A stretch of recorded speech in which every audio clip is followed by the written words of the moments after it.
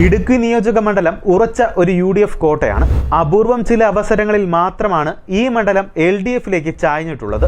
LDF ബാനറിൽ മത്സരിച്ച് സഭയിലെത്തിയ നിലവിലെ സംസ്ഥാന മന്ത്രി റോഷി അഗസ്റ്റിനാണ് ഇവിടുത്തെ നിയമസഭാ പ്രതിനിധി. UDFിലും LDFിലും ഇത് ഇരു കേരള കോൺഗ്രസുകാരുടെ സീറ്റാണ്. UDFിൽ ഇത് ജോസഫ് ഗ്രൂപ്പിന്റേതാണെങ്കിൽ LDFിൽ ഇത് മാണി ഗ്രൂപ്പിന്റേതാണ്. ഇവിടുത്തെ വോട്ടർമാരിൽ ഭൂരിപക്ഷവും കർഷകരാണ്. ക്രൈസ്തവ സമൂഹത്തിന് മുൻതൂക്കമുള്ള സംസ്ഥാനം കൂടിയാണ് ഇടുക്കി. റോഷി അഗസ്റ്റിൻ മുമ്പ് നടന്ന എല്ലാ തിരഞ്ഞെടുപ്പുകളിലും UDF പ്രതിനിധിയായാണ് നിയമസഭയിലേക്ക് തിരഞ്ഞെടുക്കപ്പെട്ടിട്ടുള്ളത്. കഴിഞ്ഞ തവണ ജോസ് കെ മാണിയുടെ നേതൃത്വത്തിലുള്ള കേരള കോൺഗ്രസ് M വിഭാഗം LDFിനൊപ്പം എത്തിയ ശേഷമുള്ള തിരഞ്ഞെടുപ്പായിരുന്നു. റോഷിയുടെ വ്യക്തിപ്രഭാവത്തിലാണ് ഈ സീറ്റ് LDFിന് നിലനിർത്താനായത്.